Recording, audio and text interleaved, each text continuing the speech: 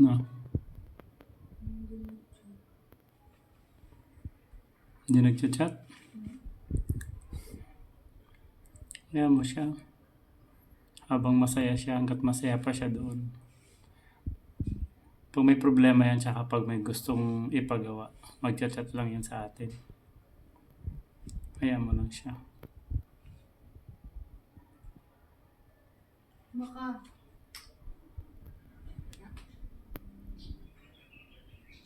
Baka ano? Huh? Baka ano? Ha? imagine po rin pag ngayon, ano siya? Ano siya ngayon? Tawag ito?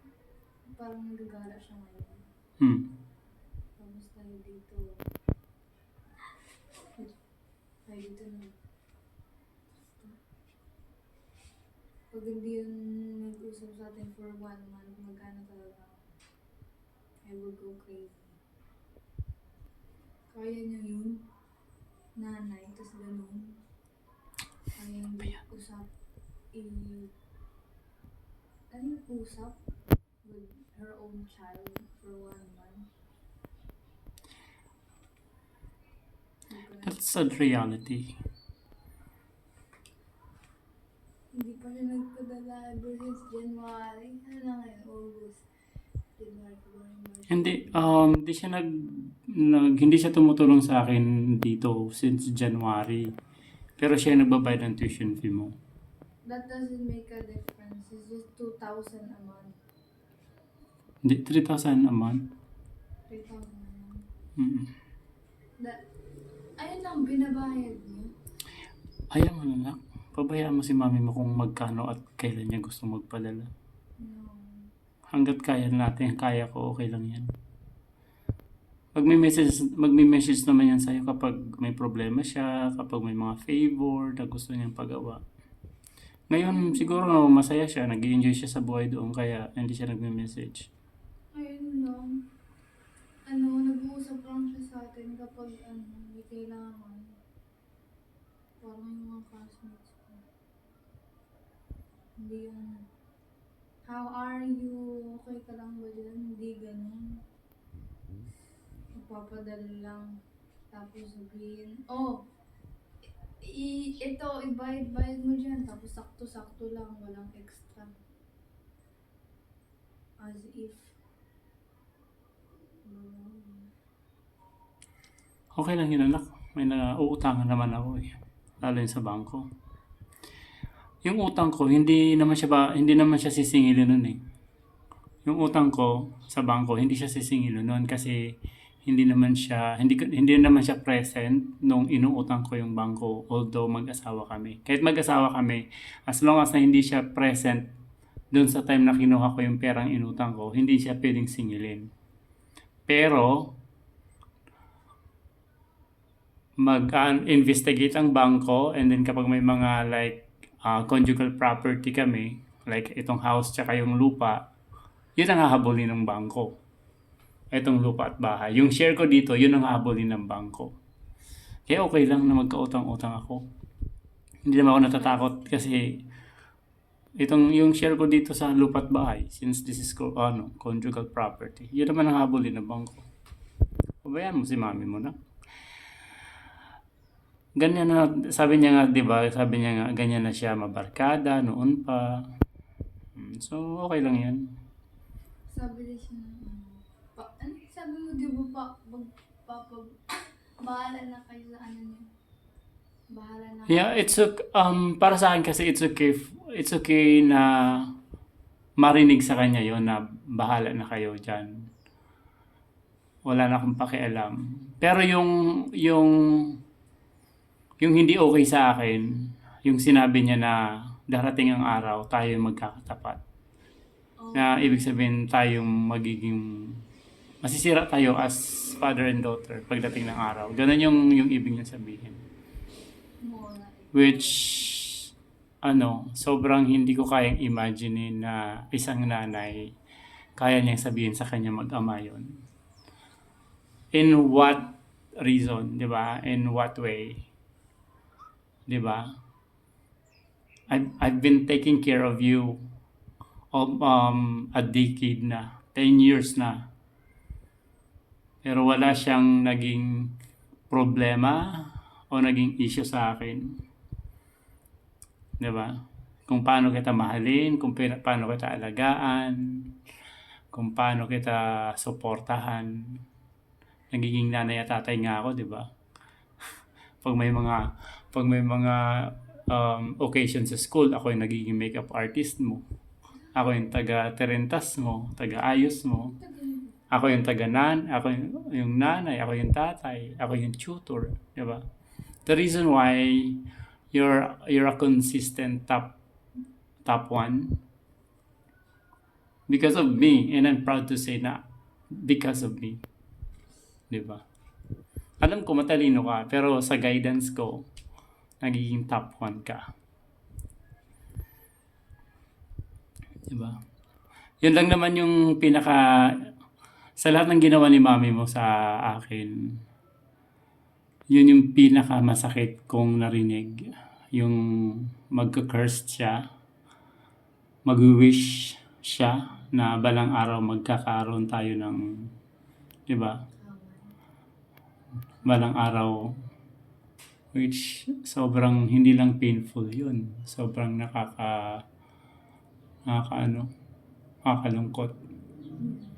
Kasi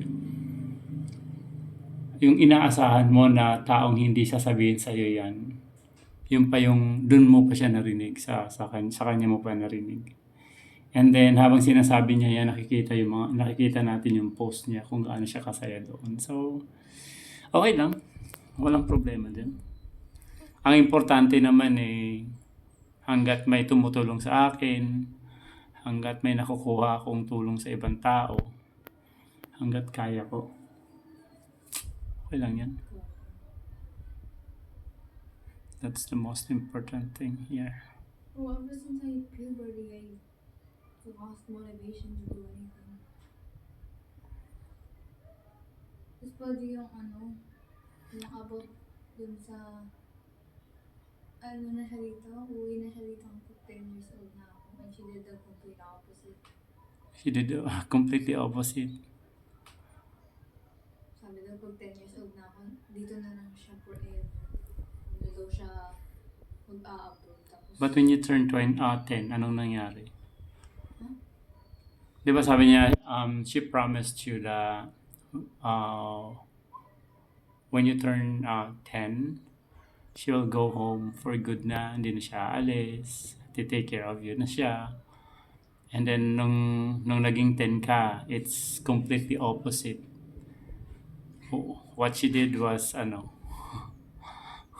lumayo pa na even more. and then she even ruined our family. Yeah. And then, ang pinakamahirap doon, pinakamasakit doon, kasi the pain, the stress, anxiety, agony na binigay niya. Hindi lang sa akin kasi ikaw na-experience ko and naano ko na tawag dito na nakita ko, na witness ko kung gaano ka nahihirapan. And that really makes me like double dead, triple dead. Kasi hindi lang yung sakit yung nung time na yun, hindi lang yung sakit yung iniintindi ko Pati yung sakit na nararamdaman ko, ramdam ko rin. So, triple dead, double dead. Parang ganun. But look kung nasaan tayo ngayon. Diba? Kaso ang problema lang sa akin kasi kaya ako nagkautang-utangan dahil nagkasakit ako, 2 months ako hindi nakabayad, hindi na pumasok. And then like ngayon, may time na ilang days ako kasi na-stress na naman ako.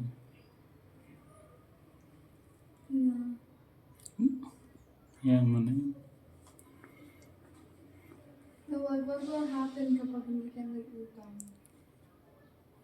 What happened? Wala. Wala tayong kakainin. Hindi ako makapasok sa trabaho. What will happen kapag they still let you go to work? Oh, I would die. I would die. Kasi, like, may sakit ako, mahina yung immune system ko, tapos dadagdagan ko pa yung pagod, dadagdagan ko pa yung puyat. So, bibigay ang katawan ko. And yun yung pinaka nakakatakot para sa akin, yung mawala ako sa mundo na hindi ka pa stable. Yeah. Ang gusto ko lang, bago ako mawala sa mundo, gusto ko makita na successful ka na. Na kaya mo na yung sarili mo. Yun ang gusto kong mangyari. As of now, as of today,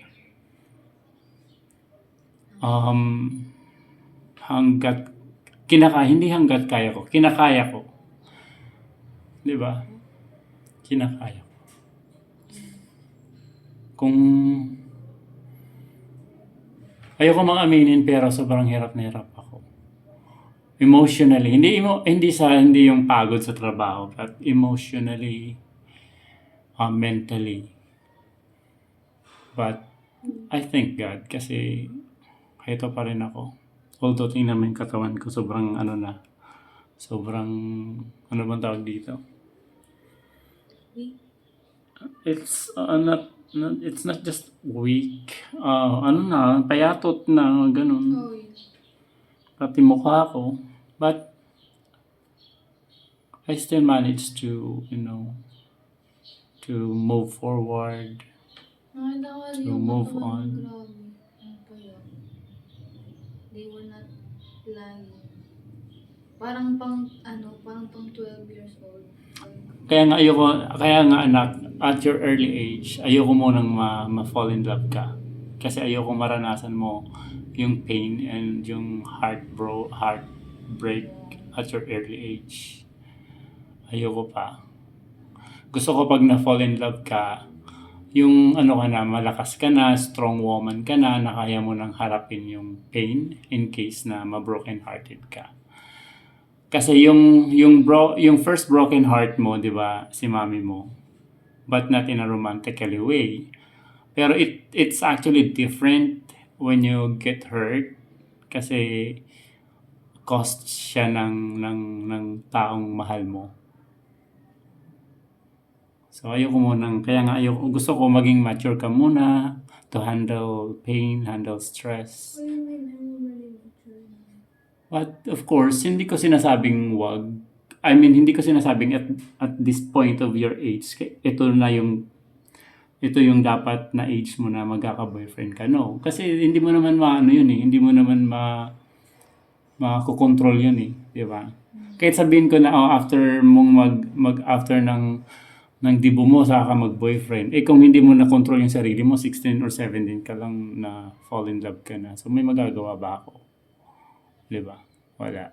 But of course, umaasa ako na kapag dumating yung time na fall in love ka na at nagka-boyfriend ka na even at your young age, sana ma-manage mo yung love and studies na dapat mas mataas yung bibigyan mo ng time, yung studies mo, yung dream mo. Gawin mo siyang inspirasyon. Ako, dati, di ba, I actually dream na mag-migrate sa ibang bansa for my loved ones, like for you and your mom. Pero, di ba, kung ano may nangyari, hindi ako nagsisisi na pinakasalan ko si mami mo. Pero ang dami ko lang talagang pinanghinayangan. At paulit-ulit na niloloko in some other way, some other reasons, not just like yung panloloko niya, but sa ibang bagay din. Pagsisinungaling, pang-uuto, manipulative. Diba? Bro. Meron lang question. You still love her? Sino? Si Mami. Yung love hindi niyan basta-basta nawawala if you truly love someone. Yung mami mo, I still love her, pero siguro nasa tabi ng puso ko na lang. Nasa tabi lang siya. Hindi siya yung main focus. But of course, I will always respect her as your mom. Oh. I will always respect her as your mom. Even though na she caused a lot of pain to me, but I will never wish na mapahamak siya. Because pag napahamak siya, ikaw ang unang maapektuhan, and I don't want it to happen. And, Oh, ano yun? and then, you still love her, pero parang na-drop yung trust mo sa kanya. Kasi paulit-ulit eh. Yung trust ko, inabuso niya eh. Like, sa ibang paraan. Marami siya kasi siyang pagsisinungaling at pang-uuto. Which, kahit alam kong inuuto na ako, kahit alam kong hindi na pagsisinungaling, alam ko na inuuto niya na lang ako. Pero, umuokay pa rin ako because I respect her and I want her to be happy. Bro. That's the meaning of true love. Kahit alam mo nang inuuto ka na, susunod at susunod ka pa rin. Kahit ma-set aside mo yung own dream mo, yung plans mo, ganun. Sa wholesome thing ng love. Diba? Ako, like for example, yung motor, tsaka yung sing-sing. Diba? Yung motor, alam ko sa sarili ko na hindi ako mahilig sa motor, hindi ako mahilig doon. Pero naging happy ako nung binigay niya yon kasi alam ko na lahat ng gagawin ko mapapadali para sa'yo. 'Di ba? Kasi yung motor na yun, hindi yun pabor sa akin, pabor yun sa'yo. Kasi mag-isa lang ako dito na sumusuporta sa'yo, nagtitake care sa'yo. Pero dahil sa motor na yun, maaari kong magawa ng mas mabilis yung mga bagay para mas lalo kitang maalagaan. So hindi pabor sa akin yung motor na yun, pabor sa'yo yun. Like for example, mag-isa ka dito sa bahay and then nasa work ako. During my lunch time, 1 hour lunch break ko, pag may motor ako, pwede kitang i-check dito eh. Hindi ako kakain kasi usually hindi naman talaga kumakain kapag lunch break ko sa trabaho. Kasi syempre minsan walang pera. Pwede kitang ma-check dito, di ba? Yung sing-sing na yon. Oo, nagagandahan ako kasi may sing-sing ako. Pero, hindi yun para sa akin. Kasi darating ng time, ibibigay ko yun sa'yo eh. Diba? I mean, lahat ng bagay na meron ako, sa'yo yun eh.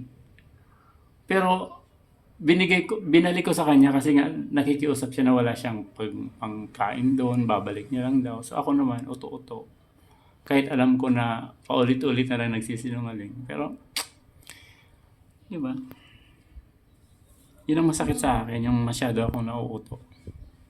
Diba di sabi niya po daddy, sabi niya po daddy, babalik niya yung sing-sing, tas yung motor. Yeah. Pag meron na siyang pera. Yeah. The last time she said that was like 2022.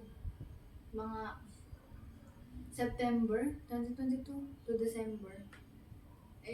Magto 2 years na. Malapit na siyang umulis nun eh. Kasi nakikiusap nga siya.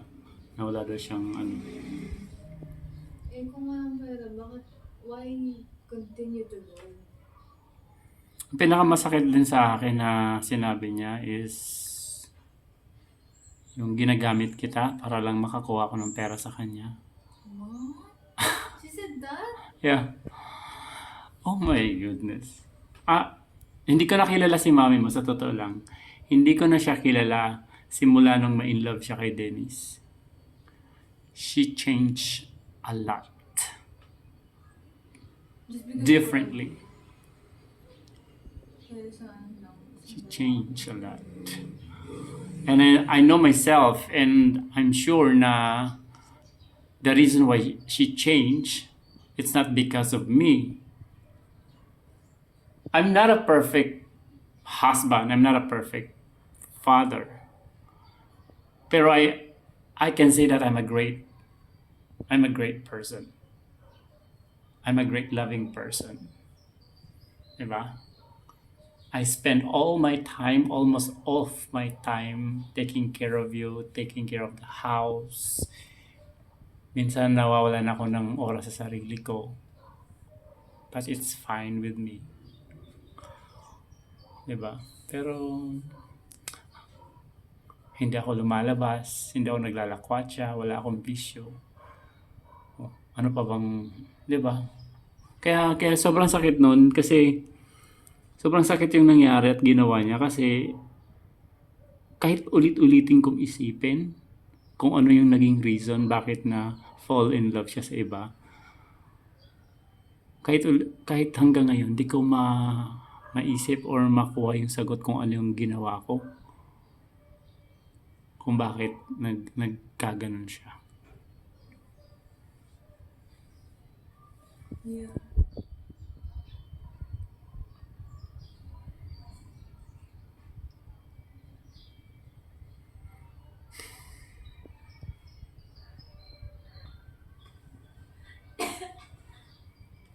What's funny? I'm just thinking about something funny. Di ba after niyang sinabi after niyang kinurse tayo, cursed. Curse? Di ba? That's the right term kapag nag-wish ka ng bad sa isang tao. Cursed ang tawag doon. So, yun, hindi ko ma-express kung ano yung nararamdaman ko. Coming from your mommy, coming from my wife.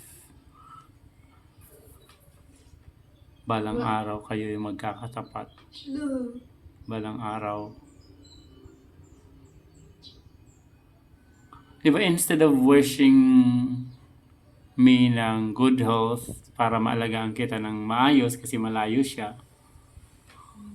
anong ginagawa niya? He did the opposite.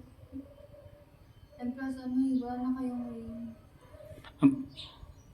Ang pinaka-ayoko lang talaga, isa pang pinaka-ayoko, yung gagawa ng isang bagay yung isang tao and then magpi-play as a victim. Tapos yung totoong victim, yun yung sisirain. Diba? Do you get me? yeah. Yeah. At pinaka-ayoko rin sa isang tao na ginawan mo na ng masama yung isang tao. Proud ka pa. Ang yabang mo pa. Pinagmamalaki mo pa. Oh. Normal pa ba yung isang tao pag ganyan?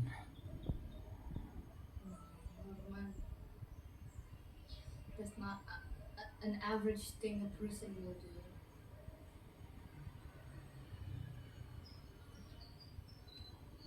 Do you miss your mom? Huh? Do you miss her?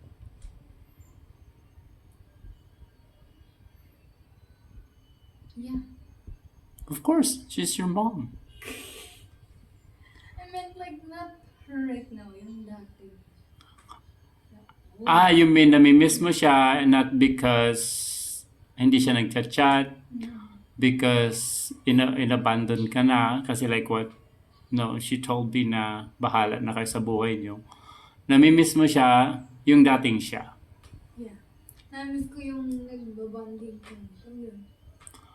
Yung tatlo, yung ganun. Yeah. Kasi nawalo. Because she chose to. Pinili niyang mawala. Hindi dahil nawala, pinili niyang mawala.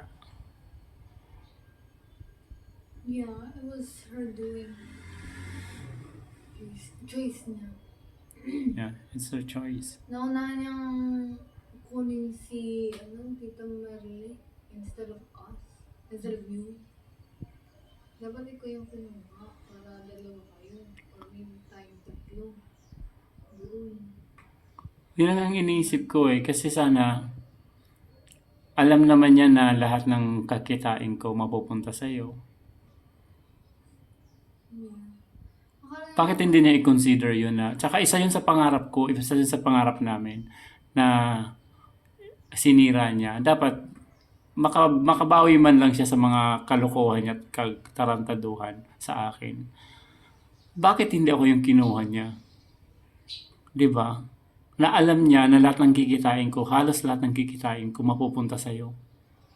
Hindi yung kukunin niya yung isang tao kahit kapatid niya yun. Bakit? Tutulong ba yun sa'yo? Really? Pagdating ng araw ba, susuportahan ka ni Tita Merly mo? Hindi. Kasi may mga anak yun eh. She has 2 children.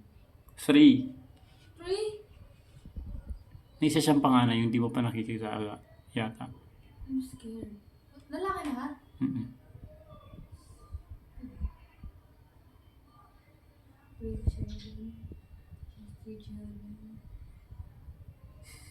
And mas pwede yung ano niya, yung tatay niya, he's working too, he can support his children. Wait, what? I meant, silang dalawa, di ba, they're working together, kaya meron silang enough money for ano. Bakit kukunin siya? Hindi naman Kaya nga. Yeah, you're correct. Tama.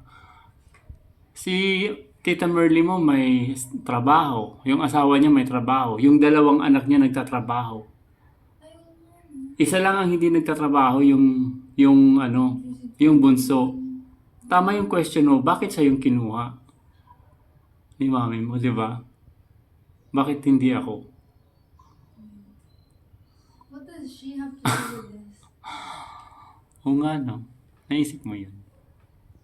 Mm-hmm. I'm confused. How the heck did she graduate? She has no work. I don't know. She can't even help me in math. Yung minus, hindi niya daw alam. Minus? Ang pinaka-ayoko rin yung sinabi niya sa akin na, ever since naman ako nagpapaaral kay Aki, what the heck? What the heck? Why? What? Ever since naman ako nagpapaaral kay Aki, sabi niya sa akin, what? Yung may nagpe-pay ng tuition. Unang-una, nung nasa concentrics ako, kinder ka, grade 1, grade 2. Ako yung nagbabayad ng tuition fee mo, ina-advance ko pa nga. Tapos nagpapadala siya, pero pupunta kay Tita Minda mo, doon sa allowance natin, pagkain. Isa pa ako naghahatid sundo sa'yo. Ako ang nagtuturo sa'yo. Ako yung nag-a-attend ng mga activities sa school. Paano siya yung nagpapaaral? Di ba? Paano siya? Nung lumipat tayo dito, wala kang tuition fee kasi nasa public. Nilipat kanya sa private. Saan siya kumuha ng pang-enroll sa akin? Oh, kasi sabi niya hati kami pero pagdating nung doon sa nung bayaran na pagtingin ko yung pera ko lang pala yung 'Di ba? Niloko niya ako doon. Sabi niya dadagdagan niya, hati daw kami. So ibig sabihin dapat ang ibibigay niya doon 10,000. Pero yung binigay kong 5,000, yun lang pala ang binigay niya sa cashier. Ngayon magagalit siya sa akin na sinasabi niya na nasayang yung tuition fee niya sa NCBA. Gawain niya dati. 'Di ba? Oh, nag-aaral ka sa Mother of Divine Grace Academy. Oh, yung iba mong tuition fee ako nagbabayad. Lalo nung bago siya umuwi dito sa Pilipinas, wala siyang padala. Pagpunta niya ng Malta, ilang buwan siyang hindi nagpadala. Ako ang nagbabayad ng tuition fee mo. Plus, ako yung nagbibigay sa'yo ng allowance mo, 120 to 130 pesos per day. And then sasabihin niya, siya ang nagpaaral ever since. My goodness, it's a big yuck. Well, that's surprising. Feeling niya siya lahat eh. Ganun. Feeling nera. Feeling bossy. Feeling main character. Manipulative, cheater, liar. Ano pa ba? Why mo? But, pagkatapos ng lahat ng yun, okay naman ako eh. As of now, I'm okay. Basta wag lang siya magsasalita ng hindi maganda. Like what happened last month. Diba? Oh, yeah. we consider her suggestions. Hindi nga suggestions yun eh. Kasi plinano niya na eh. Nag-decide siya eh. 'Di ba? Sino ba naman ang hindi masisiraan ng, alam mo, hindi magagalit? Ako yung asawa niya. Ako yung daddy mo. Pero sino yung kausap niya at nagdi-decision kung saan ka mag-aaral? Si mama mo? Bakit?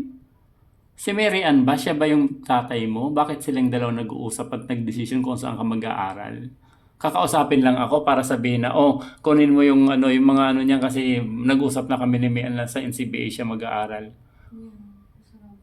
Which, what the fuck? 'Di ba? Kahit ayaw mo, hindi niya kinoconsider yon. Kahit ayaw ko, hindi niya kinoconsider yon. Kasi nga, bossy siya. 'Di ba? She doesn't even care about your feelings, about your situations.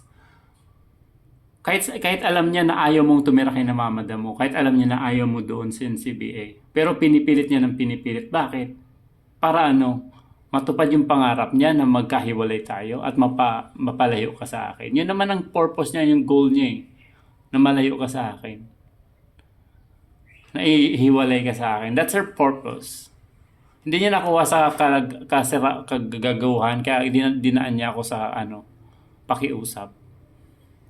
Oh, nung ano na siya, nung ano bang tawag doon, wala na siya, alam niya na walang pag-asang ma-convince tayo. Anong ginawa niya? May sakit siya sa puso, hindi daw siya pwedeng ma-stress o magalit. So ako naman, sa kabila ng lahat ng katarantaduan, kalokohan at kagaguhang ginawa niya sa akin, kinonsider ko pa rin siya, o sige, enroll kita doon sa NCBA. Pinilit kita, di ba? Umiiyak ka, pero umiiyak ka kapag dinadala kita kinamamada mo, ayaw mo at umiiyak ka.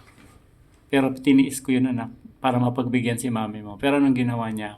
Pagkatapos nang na-enroll ka na, anong ginawa niya? Bumalik siya sa dating ugali niya.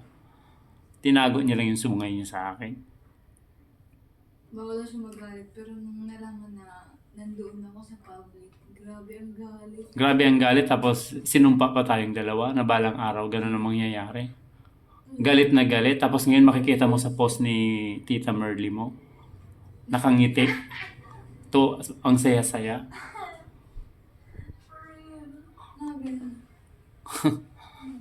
Diba? Ito pa, sinasabi niya na ano daw, ano ba, nilalason ko daw ang utak mo. Unang-una, hindi ako katulad niya.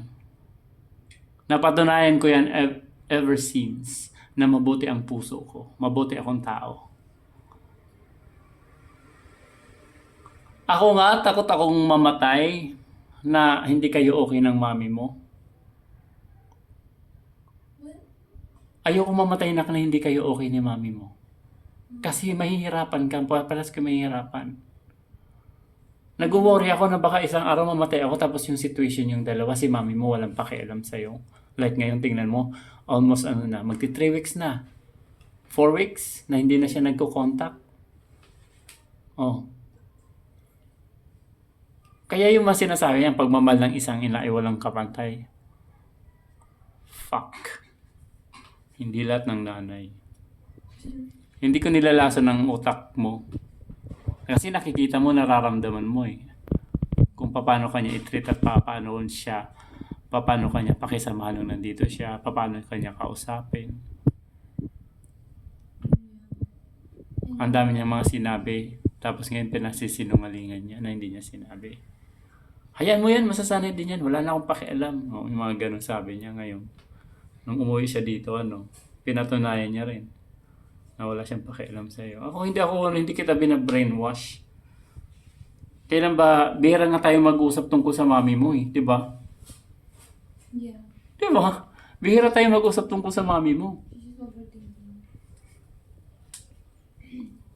Nung nandito ka, first time kitang pinalo, bakit? Kasi hindi mo kinakausap si mami mo, di ba? Yeah. Pinalo kita kasi, sabihin kong kausapin mo si mami mo, ayaw mo, napalo kita. Tapos sasabihin niya sa akin, binibrainwash kita. Yeah. Ano ba di... Ayaw ko din kausapin siya because of some random thing. Like, di ba sabi mo sa akin, kausapin mo. Eh, na ano ako eh, na-disturb ako sa games ko eh. Ayoko. Mas choose ko yung games kaysa kay mami. Grabe naman. Kasi, depende kasi yan sa mami. Depende yan sa mami. Huh? Ako, depende kasi yan sa mami, anak. Kahit ako masyadong busy or importante yung ginagawa ko, pag tumawag yung mami ko, kakausapin ko Kasi alam mo kung bakit. Magkaiba sila ng mami mo. Yeah. Na I was like, kahit bata pa ako, alam ko na kapag kinausap ko siya, she's just gonna ruin my day by lecturing me doing stuff that makes me mad. Kahit alam niya na magagalit ako sa mga sinasabi niya pa din. Kaya, mas choose ko na lang mag-play ng games and ignore you about tawagin mo si mami. Minsan madi-ignore na lang kita eh. Kasi, Which I truly understand kasi nakikita ko naman eh. Instead of asking, Nak, how are you? What do you need? Is there something wrong? May problema ba? Okay ba kayo ni daddy? Yung mga ganon, hindi eh. Kung ano lang siya nagsasabi, pag hindi mo nasagot yung tawag, anong iisipin niya? Instead of mag-worry siya na, ano kaya nangyayari sa anak ko? Ba't di niya sinasagot yung call o ba't di nasasagot? paano kapag merong fire dito? I know. Tapos sasabihin niya, ano pa? Picturean kung anong biniling pagkain. Okay. Bro, yung first time na sinabi niya yun, na parang... Nakaka-offend yun, anak. Kasi yung trust issue, anak mo, pagkain yun eh. Ako kasi para sa akin, anak, pagdamutan mo ako ng kahit anong bagay, wag lang pagkain. Kasi mukha akong pulubi pag pinagdamutan mo ako ng pagkain eh. Nakaka-insulto yun eh. Di ba?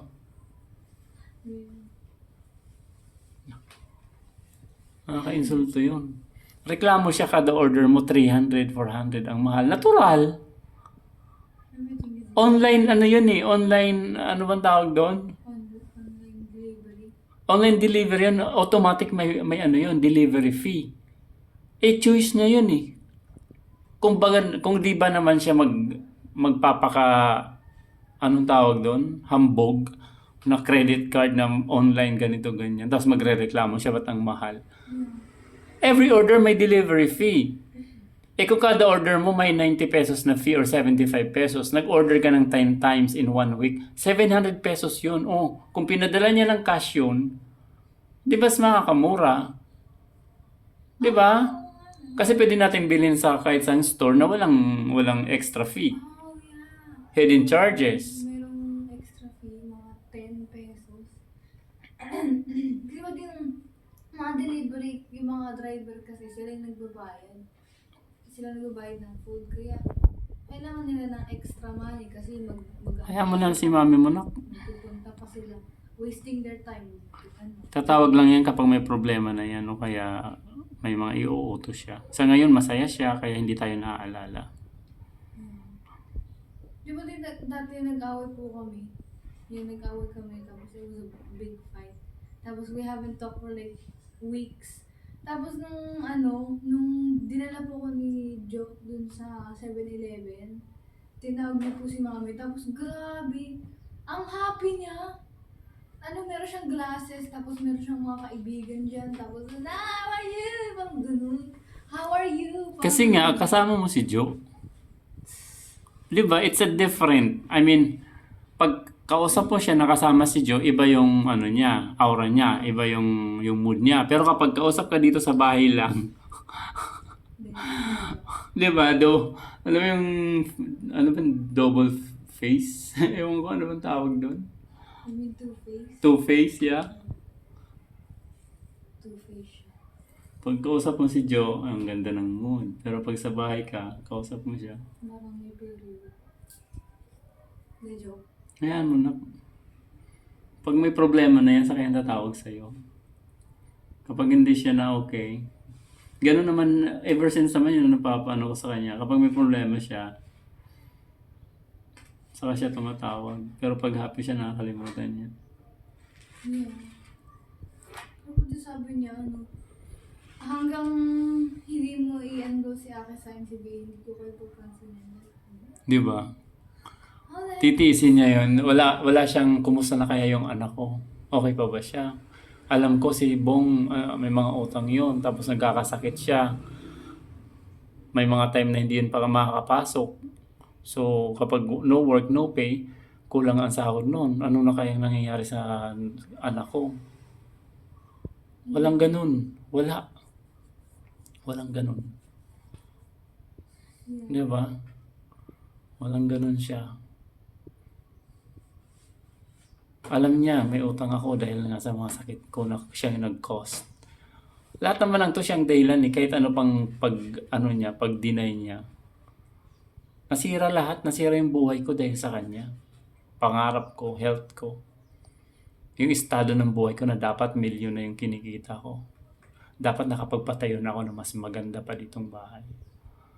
Dapat natulungan ko yung mga magulang ko ng sapat. Siguro kung hindi ko siya sinunod, sana yung mami at daddy ko naka-experience na magbakasyon sa ibang bansa. Even yung parents niya. Siguro kaya ko rin yung mga parents. Kung natuloy ako sa Canada, siguro kahit sina Ma, kaso namatay na si Ma, di ba? Yung mami ni mami mo. Oh, even si Papa, pwede ko siyang then yung parents ko. Siguro ganun. And pinaka-last, buo pa rin tayo. Kasi ako yung may pera eh.